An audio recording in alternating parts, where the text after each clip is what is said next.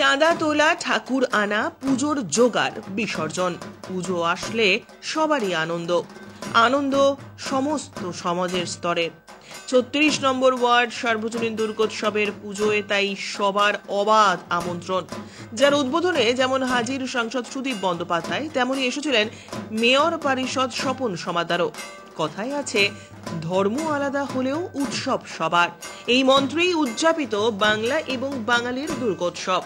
শহর কলকাতার অন্যান্য পুজোর পাশাপাশি ৩৬ নম্বর ওয়ার্ড সার্বজনীন দুর্গোৎসবের পরিচালনায় আয়োজিত দুর্গাপুজোয় ভিড় জমান ৮ থেকে আসে। সোমবার চতুর্থীর পুণ্য লগ্নে সাড়ম্বরে উদ্বোধন হয়ে গেল এই পুজোর। এবছর এই পুজো ৬৭ বছরে পা দিল।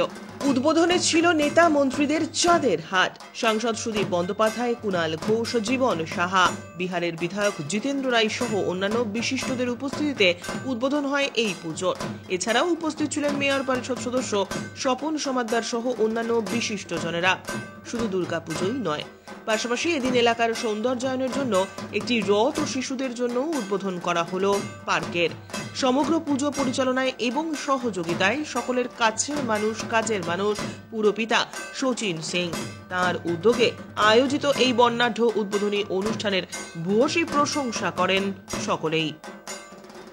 মায়ের কাছে এটাই প্রার্থনা, যেন সবাই ভালো থাকুক, সুস্থ থাকুক, আবার পশ্চিম বাংলা সবাই উৎসবে ফিরে আসুক। দেখুন, কিছু কিছু ঘটনা এমন ঘটে যায় যেটা আমরা সমর্থন করি না, কিন্তু তা সত্ত্বে পৃথিবী থেমে যায় না।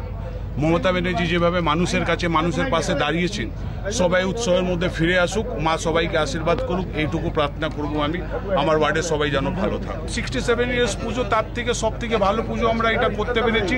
এর মধ্যে সরকারের একটা বড় ভূমিকা রয়েছে। আমাদের ক্যাশিয়ার, জেনারেল সেক্রেটারি যে কোনো লোককে জিজ্ঞেস করবেন, 85,000 টাকা দিয়ে মমতা ব্যানার্জি আমাদেরকে খুবই সহযোগ করেছেন।